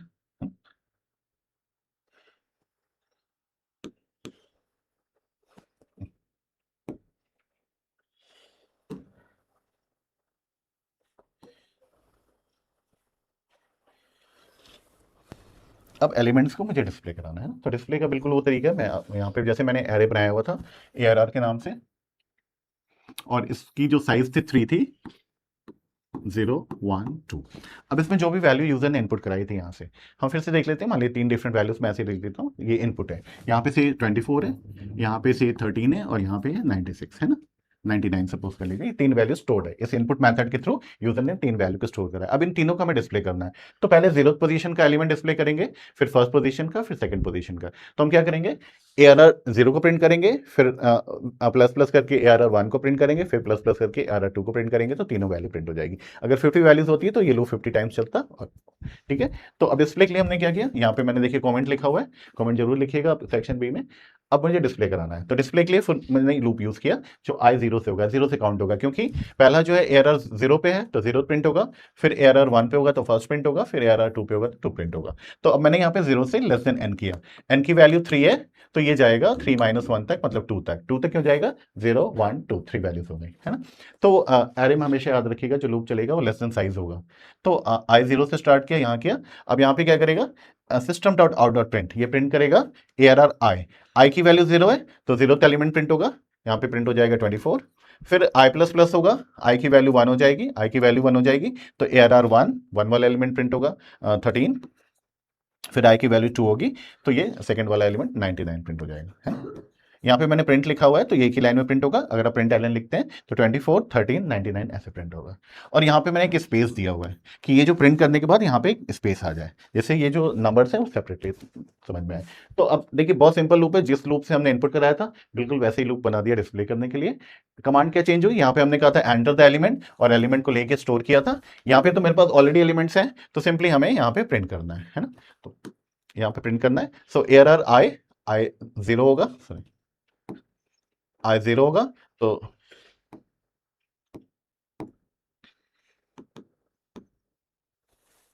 आई जीरो होगा तो जीरोथ एलिमेंट प्रिंट हो जाएगा, है ना। फिर आई वन होगा तो फर्स्ट एलिमेंट प्रिंट हो जाएगा, फिर आई टू होगा तो सेकंड एलिमेंट प्रिंट हो जाएगा, तो जो भी साइज होगा प्रिंट हो जाएगा। तो इस छोटे से प्रोग्राम से हमें एरे का क्रिएशन समझ में आ गया, एरे में इनपुट एलिमेंट्स कराना आ गया, एरे को डिस्प्ले कराना आ गया। यही मेन स्ट्रक्चर है, इसी स्ट्रक्चर को यूज करके हम सारे प्रोग्राम्स बनाते हैं एरे बेस्ड। तो ये जो रेड कलर से है ना ये स्ट्रक्चर, आप बिल्कुल ध्यान रखिएगा कि इनपुट कैसे होता है, एरे क्रिएट कैसे होता है, एलिमेंट्स इनपुट कैसे होते हैं और एलिमेंट डिस्प्ले कैसे होते हैं। ओके, तो ये तो छोटा सा प्रोग्राम था। अब हम इसी में मैं और एक दो वर्किंग और ऐड कर दे रहा हूँ कि अगर इस टाइप का प्रोग्राम आएगा तो आप कैसे करेंगे। रेड को याद रखिएगा। चलिए, जब भी हम सेक्शन बी में प्रोग्राम बनाएंगे हमें वेरिएबल डिस्क्रिप्शन लिखना बहुत जरूरी है, क्योंकि 15 मार्क्स का क्वेश्चन है तो आपको 2 to 3 मार्क्स आपको वेरिएबल डिस्क्रिप्शन से लिखेंगे। तो सेक्शन बी के जो 4 क्वेश्चन आप बनाएंगे चारों में वेरिएबल डिस्क्रिप्शन अलग अलग आपको लिखना है, याद रखिएगा, नहीं तो आपके मार्क्स कट जाएंगे। और कम से कम 3 से 4 सिंगल लाइन या मल्टी लाइन कॉमेंट्स भी आपको लिखने हैं, जिससे आपको एग्जामिनर को क्लियर हो जाए कि you know how to write the comment. हमारे यहाँ दो तरह के कमेंट्स हैं, एक सिंगल लाइन कमेंट है और एक मल्टी लाइन कमेंट है। ये दो फॉरवर्ड स्लैशेस जो लेते हैं ये सिंगल लाइन कमेंट होता है, और अगर हमें एक से ज़्यादा लाइन में कमेंट देना है तो हम सिंपली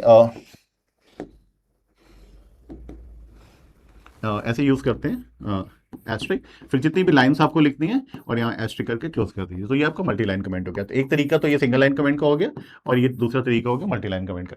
तो आपकी जैसी रिक्वायरमेंट वैसा कमेंट दीजिए, बट 3 से 4 कमेंट आपको हर प्रोग्राम में लिखने हैं, चारों प्रोग्राम में 3 से 4 कमेंट लिखने हैं और वेरिएबल डिस्क्रिप्शन बनाना है। अब इसका वेरिएबल डिस्क्रिप्शन देख लेते हैं। ध्यान से देखिएगा, लूप सेम है, बस जो स्टेटमेंट है वही चेंज हो रहा है। ओके, चलिए।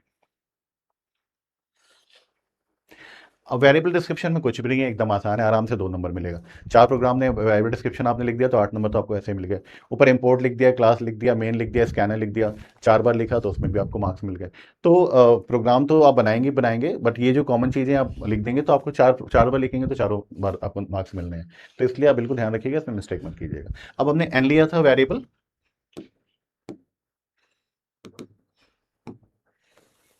अब हमने वेरिएबल एन लिया था, उसका डेटा टाइप आईएनटी था, और क्यों लिखा था साइज ऑफ एरे, एरे का साइज हमने स्टोर करने के लिए एन लिया था। बिल्कुल सिंपल है, इसी टाइप से टेबल बनाइएगा तभी पूरे मार्क्स मिलेंगे।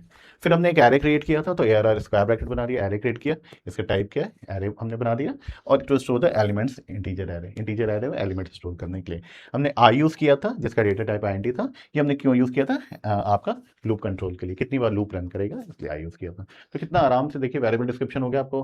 8 नंबर तो ऐसे ही मिल जाएंगे, दो दो दो दो करके 8 मार्क्स विल गेट इजीली। और ऊपर वाला पार्ट भी आपको इंपोर्ट, क्लास, मेन, स्कैनर, ये भी आपकी कॉमन कमांड्स है तो उसमें भी आपको मार्क्स मिल जाएंगे बड़े आराम से, है ना। तो ध्यान रखिएगा ये मिस्टेक नहीं होगी, इसमें कोई भी गलती नहीं होनी चाहिए। तो अब हमें समझ में आ गया कि हमें एरे बनाना कैसे है, उसमें इनपुट कैसे कराना है और डिस्प्ले कैसे कराना है। अब मैं आपको इसका इसका एक दूसरा इसी इसी बिल्कुल इसी स्ट्रक्चर पे मैं एक दो कमांड और ऐड कर रहा हूँ, आपका प्रोग्राम बिल्कुल अलग हो जाएगा। तो 2 प्रोग्राम मैं और इसमें दिखा रहा हूँ, बिल्कुल सेम है, 95% स्ट्रक्चर सेम है, 5% का डिफरेंस है, बट दोनों बहुत इंपॉर्टेंट क्वेश्चन है आपके एग्जामिनेशन पॉइंट ऑफ व्यू से। चलिए नेक्स्ट क्वेश्चन रीड करते हैं।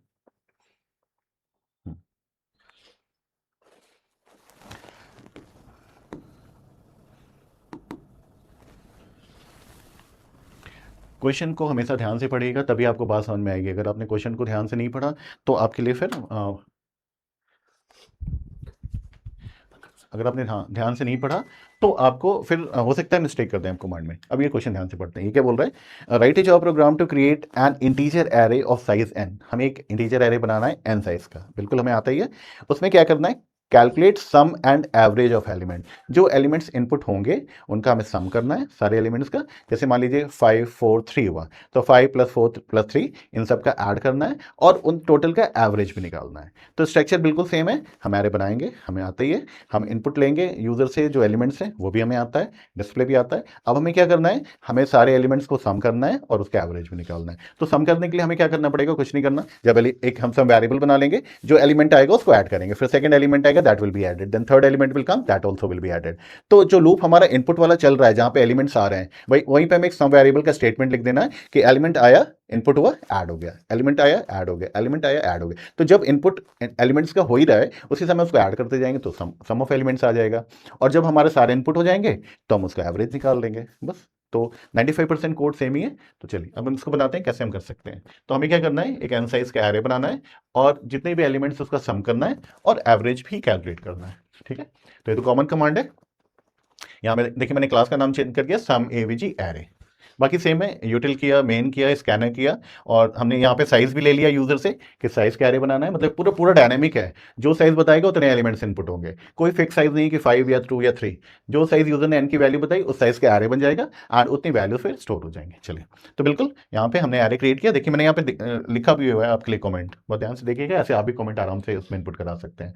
तो अब हमें एन साइज का इंटीजर एरे बनाना है, इंटीजर वैल्यू है। अगर आपको डबल टाइप का एरे बनाना है तो इंटीजर डबल लिखना है, स्ट्रिंग टाइप का बनाना है तो इंटीजर स्ट्रिंग लिखना है। सिर्फ डेटा टाइप चेंज करना है, उस टाइप का एरे बन जाएगा, उतनी वैल्यूज आप स्टोर कर पाएंगे। तो यहाँ पे मैंने यूजर से बोला enter the number of elements, how many elements you want to store. जो साइज यूजर ने बताया वो एन में आके स्टोर हो गया, और फिर इसी एन का, इस साइज का हमने एरे बना दिया। बिल्कुल आसान है। एरे कैसे बनाना है, डेटा टाइप लिखना है, जो एरे का नाम है वो लिखना है, स्क्वायर ब्रैकेट लगाना है, न्यू, फिर से डेटा टाइप और साइज। देखिए डेटा टाइप INT, मुझे INT वैल्यू से स्टोर करनी है। एरे का नाम ARR है, स्क्वायर ब्रैकेट लगा दिया। ये स्क्वायर ब्रैकेट हम ARR के पहले भी लगा सकते हैं, बाद में भी लगा सकते हैं, दोनों ऑप्शन है। ये रिप्रेजेंट करता है एरे को, तो कंपाइलर को पता चलता है we are going to create an array, right. अब न्यू कीवर्ड से हमने डायनेमिकली मेमोरी एलोकेट करनी है साइज की, न्यू कीवर्ड यूज किया। और यहाँ पे फिर से डेटा टाइप लिखना है, ध्यान रखिएगा, यहाँ पे एरे का नाम नहीं लिखना है। काफी सारे बच्चे गलती करते हैं, यहाँ भी ARR लिख देते हैं, यहाँ भी ARR लिख देते हैं। नो, यहाँ फिर से आपको डेटा टाइप लिखना है और ब्रैकेट के अंदर एन लिखना है, तो जो एन साइज होगा एरे क्रिएट हो गया। तो बिल्कुल जो लास्ट वाला प्रोग्राम था, इतनी स्टेटमेंट तो बिल्कुल सेम ही है ना। अब हम इनपुट कराएंगे और इनपुट कराते समय ही हम उसको ऐड करते जाएंगे, है ना। जब ऐड हो जाएगा, ऐड वाला काम हो जाएगा, फिर हम उसकी एवरेज निकाल के डिस्प्ले कर लेंगे, ठीक है। तो ये तो कॉमन कमांड है जो मैंने लास्ट में बताई, ओके।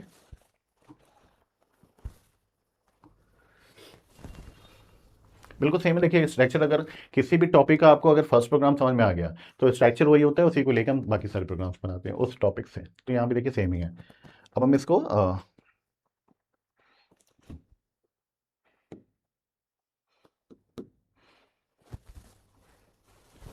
जो रेड कलर है फिर वही सेम है जो मैंने व्हाइट से यूज़ किया, बस वही कमांड चेंज हुई है। चेंज में भी क्या करना है, इनपुट के समय में ऐड करना है। तो हमने एक वेरिएबल बना दिया सम के नाम का, जिसमें हमें सम ऑफ एलिमेंट्स करना है, तो int sum is equal to 0। अब इनपुट ऑफ एलिमेंट्स है, यहाँ पे हमें इनपुट कराना है। तो हमने ऑलरेडी इनपुट कराना सीख लिया है। अगर साइज 3 है या साइज 5 है तो पहला एलिमेंट आएगा, आई की वैल्यू 0 होगी। आई की वैल्यू अगर 0 होगी तो पहला एलिमेंट ARR के 0 पे स्टोर होगा, है ना। फिर आई की वैल्यू 1 होगी तो ARR के 1 पे स्टोर होगा, फिर आई की वैल्यू 2 होगी तो ARR के 2 पे स्टोर होगा। तो लूप सेम है, 0 से स्टार्ट करेगा, लेस देन साइज होगा, हमेशा याद रखने में इक्वल नहीं जाएगा, क्योंकि 0 से काउंटिंग स्टार्ट हो रही है ये, राइट। और आई प्लस प्लस होगा तो ये जैसे इनपुट वहाँ उधर हो रहा था वैसे ही होगा। अब जो एलिमेंट आएगा, सपोज यूजर ने एंटर किया 5, तो ये 5 ARR आई में 5 आ गया, ये 5 इस सम में ऐड हो जाएगा और यहाँ पे स्टोर हो जाएगा, है ना। इसको इसको समझ लीजिए, इस वाले इसको, sum is equal to sum plus ARR है। यूजर ने नंबर एंटर किया, हमने इसमें स्टोर किया, तो इनिशियली सम 0 है। इस लाइन को मैं एक्सप्लेन करता हूँ आपको, इससे आपको एकदम क्लियर हो जाएगा।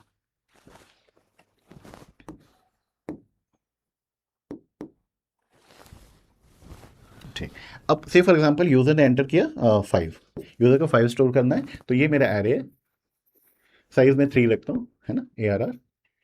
अब जो पहली वैल्यू 0 पोजीशन पे आएगी, ये फर्स्ट पे आएगी, सेकंड पे। आई की वैल्यू 0 है तो पहला एलिमेंट 0 पोजीशन पे आएगा। यूजर ने एंटर किया 5, तो यहाँ सम में 0 था, अब ये जो 5 ARR आया, सम हो गया मेरा 5। फिर सेकंड टाइम रन करेगा, आई की वैल्यू 1 होगी, और सपोज यहाँ पे 5 स्टोर हो गया। सपोज नेक्स्ट टाइम यूजर ने एंटर किया 10, तो यहाँ पे देखिए सम में तो 5 ऑलरेडी है, अब जो वैल्यू इनपुट हुई है वो 10 हो गई, तो सम हो गया 15, राइट।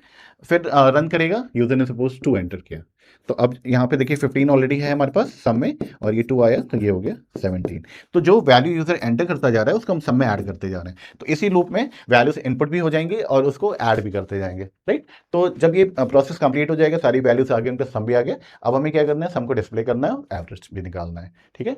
तो अब यहाँ पे दो ऑप्शन है। अगर वो कहता है कि खाली सम और एवरेज डिस्प्ले करो, तो हमें ये डिस्प्ले वाला लूप नहीं बनाना है जो हमने पीछे बना के आपको दिखाया था।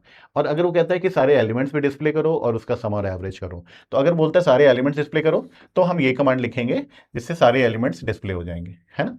ये वाला लूप लिखेंगे जिससे सारे एलिमेंट डिस्प्ले हो जाएंगे। अगर वो कहता है हमें एलिमेंट को डिस्प्ले नहीं कराना, खाली सम करना है, तो सम तो हमने ऑलरेडी यहाँ पे कैलकुलेट कर लिया है, बस इसी को प्रिंट कर देंगे। सम ऑफ एलिमेंट्स, यहाँ पे ब्रैकेट लग जाएगा, ये ब्रैकेट ऐसे लगेगा, है ना। Sum of elements is equal to sum. तो ये जो सम में रिजल्ट आया यहाँ पे वो सम डिस्प्ले हो जाएगा। तो जो भी इसका सम आएगा, जैसे 15 + 2 17 है, तो यहाँ डिस्प्ले करेगा sum of elements is equal to 15 + 2 17, 17 display करेगा, ठीक है।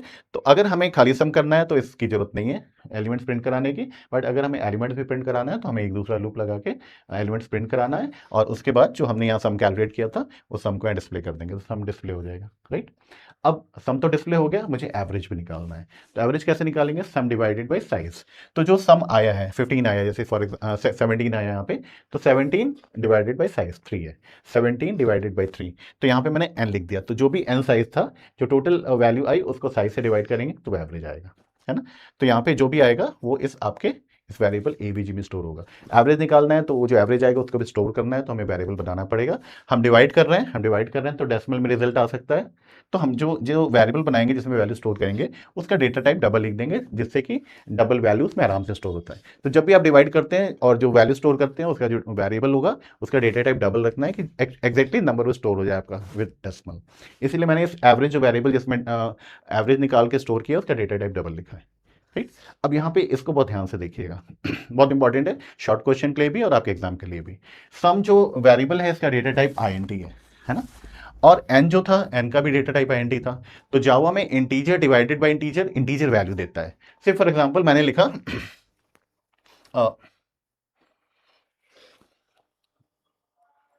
1/2, 1/2।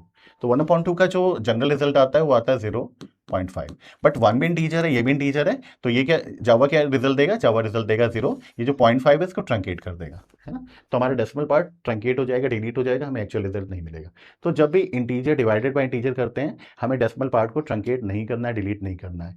तो यहाँ पे अगर आप ध्यान से देखिए, ये सम भी इंटीजर था और n भी इंटीजर था, तो जब दोनों डिवाइड होगा तो जो रिजल्ट डेसिमल में आएगा वो ट्रंकेट हो जाएगा।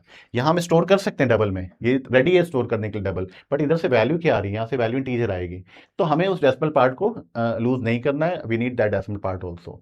तो हम क्या करेंगे, हम इसके आगे ब्रैकेट में लिख देंगे डबल। अब ये क्या करेगा, ये एक्सप्लिसिट कन्वर्जन हो गया।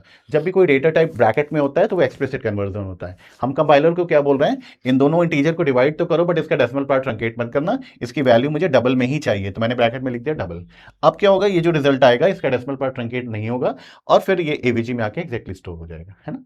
तो ये डबल ध्यान रखिएगा, ये एक्सप्लिसिट कन्वर्जन है। जब भी मैंने इम्प्लिसिट एक्सप्लिसिट कन्वर्जन बताया था, इम्प्लिसिट क्या होता है, एक डेटा टाइप से दूसरे में अपने आप कन्वर्ट हो जाता है, बट एक्सप्लिसिट में क्या होता है, हमें बताना पड़ता है कि इसमें कन्वर्ट करो, है ना। तो यहाँ बता रहे हैं कि प्लीज इसका डेसिमल पार्ट को ट्रंकेट मत करो, इसको डबल में ही रहने दो। तो हमने डेटा टाइप डबल ले, ये एक्सप्लिसिट कन्वर्जन है। अब जो वैल्यू आएगी इसमें होगी, और फिर हमने लिख दिया एवरेज ऑफ एलिमेंट्स, यहाँ ब्रैकेट लगेगा, average of elements is equal to AVG. तो ये जो एवीजी में रिजल्ट आया वो भी स्टोर हो जाएगा। तो यहाँ सम डिस्प्ले हो गया और यहाँ पे एवरेज डिस्प्ले हो गया। अगर आपको एलिमेंट्स भी डिस्प्ले कराना है तो लिखना पड़ेगा, नहीं तो इसकी जरूरत नहीं है, आप एवरेज।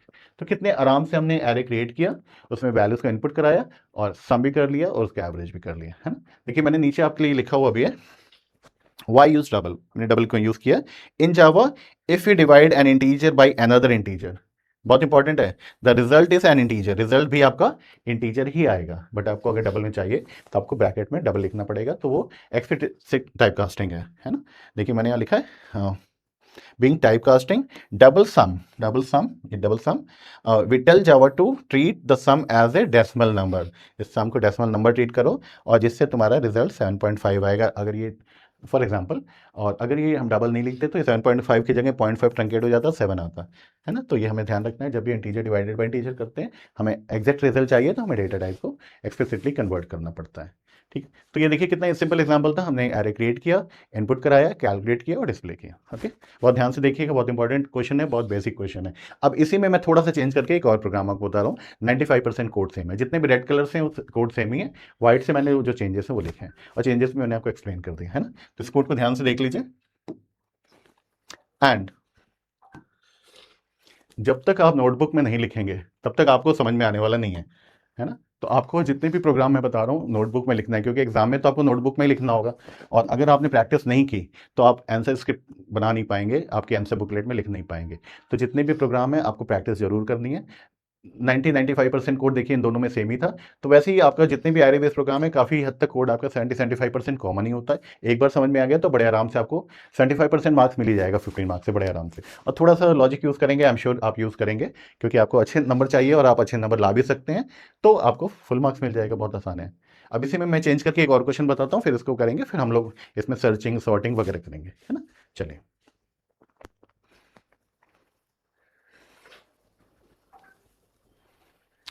वेरिएबल डिस्क्रिप्शन मैंने आपको बताया था, तो यहाँ पे मैंने एक्सप्लेन किया, एरर किया। अब यहाँ पे सम लिया, एवरेज लिया, तो मैंने ये भी लिख दिया। सम का यहाँ पे आईएनटी टाइप है, मैंने इंटेंशनली इसको आईएनटी कर दिया था, यहाँ पे आईएनटी लिख लीजिएगा, है ना। डबल भी ले सकते हैं, बट मैंने आईएनटी इंटेंशनली किया था जिससे आपको टाइप कास्टिंग भी क्लियर हो जाए, है ना। तो ये सम ऑफ एलिमेंट्स हो गया, ये स्टोर है, एवरेज ऑफ एलिमेंट्स हो गया, तो ये आपका वेरिएबल डिस्क्रिप्शन बन गया। अब थर्ड वाला देखते हैं, ऑलमोस्ट सेम ही है।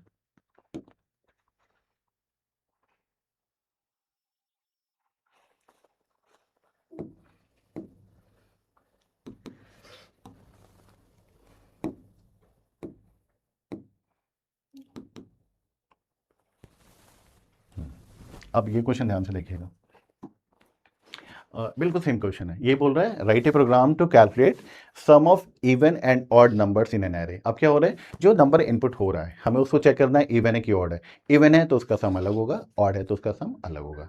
तो प्रोग्राम तो सेम ही है, एरे क्रिएट करना है, उसमें एलिमेंट्स को इनपुट कराना है, और हमें सम भी करना है। तो अभी हमने सम किया था, बट अब क्या है, सम करने के पहले हम चेक करेंगे कि जो नंबर इनपुट हुआ है वो इवन है कि ऑड है। अगर इवन होगा तो इवन वाले वेरिएबल में ऐड हो जाएगा, नहीं तो ऑड वाले वेरिएबल में ऐड हो जाएगा। और जब ये लूप कंप्लीट हो जाएगा तो हम इवन नंबर्स को अलग प्रिंट कर देंगे, ऑड नंबर्स को अलग प्रिंट कर देंगे। देखिए प्रोग्राम बिल्कुल चेंज है, डिफरेंट प्रोग्राम है, बट कोडिंग सेम है। हमें बिल्कुल वैसे ही एरे बनाना है, वैसे एलिमेंट इनपुट कराना है, बट ऐड करने के पहले हमें चेक करना है इवन है कि ऑड है। इवन वाले नंबर्स इवन वाले वेरिएबल में जाएंगे, ऑड वाले नंबर ऑड वाले वेरिएबल में जाएंगे। क्वेश्चन हम फिर से पढ़ते हैं, ये कह रहा है write a Java program to calculate sum of even and odd elements in an array, है ना। तो ये रेड वाला आपका सेम ही है, हमने यहाँ पे इंपोर्ट किया, यस ना, हमने यहाँ पे इंपोर्ट किया। यहाँ पे हमने कोई भी क्लास का नाम हम दे सकते हैं, मैंने तो वही नाम यूज़ कर लिया है, but you can give different names also. ये हमने मेन किया, क्लास का कर्ली ब्रैकेट हुआ, मेन का कर्ली ब्रैकेट हुआ, स्कैनर, यहाँ पे हमने इनपुट कराया और यहाँ पे हमने एरे क्रिएट कर लिया। सेम है, इनपुट हो गया। अब हम एलिमेंट्स इनपुट कराएंगे और इनपुट के समय ही चेक करेंगे इवन है कि ऑड है ना।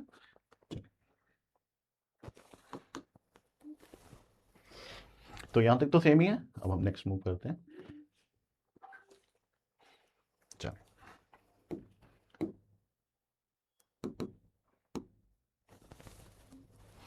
हमने दो वेरिएबल बना लिया, एक इवन बना लिया डबल टाइप का, एक ऑड बना लिया डबल टाइप का। इंटीजर भी बना सकते हैं, डबल भी बना सकते हैं, आपकी मर्जी, है ना। तो अभी एज ए बिगनर कोई डिफरेंस नहीं, but in programming it's makes a big difference. तो अभी हमने एक इवन बना लिया वेरिएबल जहाँ पे इवन नंबर से स्टोर होंगे, एक ऑड बना लिया ऑड नंबर से स्टोर होंगे। सेम लूप है, हमने यूज़र से बोला नंबर इनपुट करो, यूज़र ने इनपुट किया, जो नंबर आया, जो नंबर यूज़र ने यहाँ पे इनपुट किया है उसको हमने चेक किया कि ये इवन है कि नहीं। इवन कैसे चेक करते हैं, नंबर मॉडुलस 2 अगर 0 के बराबर होता है, अगर नंबर 2 से डिवाइड करते हैं और रिमाइंडर 0 आता है तो इवन है। तो हमने यहाँ पे लिखा इफ़ जो नंबर यूज़र ने एंटर किया है अगर ये मॉडुलस 2 करने पे 0 देता है, मतलब ये नंबर इवन है। इवन है तो हम क्या करेंगे, उस नंबर को इवन में जोड़ देंगे, और नहीं तो हम उस नंबर को ऑड में जोड़ देंगे, है ना। तो ये लूप चलेगा, 1 बाई 1 एलिमेंट्स आएंगे। पहला नंबर आया, इसने चेक किया इवन है तो इवन में ऐड हो गया, नहीं तो ऑड में ऐड होगा। सेकंड नंबर आएगा, चेक होगा इवन ऑड, इवन होगा तो इवन में ऐड होगा, नहीं तो ऑड में ऐड होगा। तो ऐसे ही लूप से हम इनपुट भी कराते जा रहे हैं और उस एलिमेंट को चेक भी करते जा रहे हैं। इवन वाला इवन में ऐड हो जाता है, ऑड वाला ऑड में ऐड हो जाता है। ये व्हाइट कलर से जो मैंने लिखा वही चेंज है, बाकी तो कॉमन कमांड है, ठीक है। तो ये लूप रन करेगा, इनपुट भी हो जाएगा, इवन ऑड का कैलकुलेशन भी हो गया। क्लियर है, बिल्कुल वैसे ही है। अब हम डिस्प्ले करते हैं। डिस्प्ले में मेरे पास दो चीज़ है, अगर वो कहता है सारे एलिमेंट्स भी डिस्प्ले कराओ तो हम ये लूप करेंगे, ये जो हमारा लूप है इसमें हम सारे एलिमेंट्स को डिस्प्ले करा देंगे, जैसे मैं डिस्प्ले करना आपको अभी पहली प्रोग्राम में बताया था। और अगर बोलता है नहीं मुझे एलिमेंट डिस्प्ले नहीं कराने, खाली सम का, इवन का सम बताओ और ऑड का सम बताओ, तो इसको हम नहीं लिखेंगे, यहाँ पे लिख देंगे सम ऑफ इवन एलिमेंट्स। इवन जो हमने यहाँ पे इवन में जोड़ा है वो सारे इवन यहाँ पे डिस्प्ले हो जाएगा, और sum of odd element, sum of all elements odd, यहाँ पे ऑड लिख देंगे ना, यहाँ पे हमने लिख दिया ऑड, वेरिएबल का नाम यहाँ पे ठीक कर लीजिएगा, सम ऑफ ऑल एलिमेंट्स तो ये ऑड। तो यहाँ पे आपके इवन नंबर्स जो का सम है वो प्रिंट हो जाएगा, और यहाँ पे जो ऑड नंबर का सम है वो प्रिंट हो जाएगा। ये आपका मेन मेथड क्लोज हुआ, जो आपने मेन खोला ओपन किया था, और ये आपका क्लास क्लोज हो गया, है ना। तो देखिए कितना आराम से था। अभी हमने नंबर्स को सम करना सीखा कि जो एरे में एलिमेंट्स स्टोर है उनको सम कैसे करें और उसका एवरेज कैसे निकालें। फिर हमने सीखा जो नंबर्स हैं उसमें इवन का अलग सम करो और ऑड का अलग सम करो और डिस्प्ले करो। लेकिन 75-80% कोड आपका सेम ही है, थोड़ा सा आपको लॉजिकली यूज़ करना है, बड़े आराम से आपका इवन ऑड का भी बन गया। तो एरे क्रिएशन आपको आ गया, एलिमेंट्स का सम करना आ गया, एलिमेंट्स का एवरेज निकालना आ गया, और आपको इवन और ऑड का अलग अलग कैलकुलेशन भी आ गया, है ना। यही बेसिक स्ट्रक्चर है। इसी स्ट्रक्चर को यूज़ करके इसको जरूर आप 1 से 2 बार प्रैक्टिस कीजिएगा, आपके पास पूरे मार्क्स आएंगे एरे में, ठीक है। अब जो एरे हम क्रिएट करते हैं, जिस डेटा टाइप का बोलता है उस टाइप का हम वहाँ पे डेटा टाइप लिख देते हैं, बाकी क्रिएशन का तरीका बिल्कुल सेम है। तो इसमें आपको शॉर्ट क्वेश्चन में भी आपको 2 से 3 नंबर मिल जाने हैं, जितना अभी मैंने बताया, और आपको स्ट्रक्चर आ गया तो किसी भी एरे प्रोग्राम में आपको 70% मार्क्स तो मिल गया। अब ये किसी भी टाइप का क्वेश्चन देगा, स्ट्रक्चर यही होगा, है ना, जो रेड कलर से मैंने लिखा है। अब इसके बाद वाले में हम लोग डिस्कस करेंगे bubble sort, selection sort, linear search and binary search. इसके क्वेश्चंस एग्जाम में आने के काफ़ी चांसेस होते हैं। तो बेसिक स्ट्रक्चर हमें एरे का क्लियर हो गया, क्रिएशन आ गया, इनपुट आ गया, डिस्प्ले आ गया। अब हम ये भी आराम से, बिल्कुल आराम से बना लेंगे, है ना। तो ये चारों प्रोग्राम को हम लोग अलग अलग डिस्कस करेंगे, linear search, binary search, bubble sort, selection sort, है ना। चलिए इस वीडियो में इतना ही है। इसका भी वेरिएबल डिस्क्रिप्शन लिखना है तो मैंने देखिए लिखा हुआ है, और आपको आई एम वेरी श्योर कि समझ में आ गया होगा। थोड़ी सी प्रैक्टिस करके स्ट्रक्चर को अपने माइंड में सेट करना है। नोटबुक में लिखना बहुत जरूरी है, नहीं तो आप आंसर स्क्रिप्ट में लिख नहीं पाएंगे एग्जाम में, क्योंकि जब पेन चलेगी ना तभी आपको आदत पड़ेगी, और अगर आप खाली वीडियो देख के करेंगे तो प्रॉब्लम होगी, है ना। तो आपको जरूर बनाना है। 15 मार्क्स और प्लस 4 to 6 मार्क्स आपको मिलना है, बहुत अच्छे मार्क्स मिल जाएंगे आपको एरे में। ओके, चलिए वेरिएबल डिस्क्रिप्शन करते हैं, फिर मैं इसको कंप्लीट करता हूँ।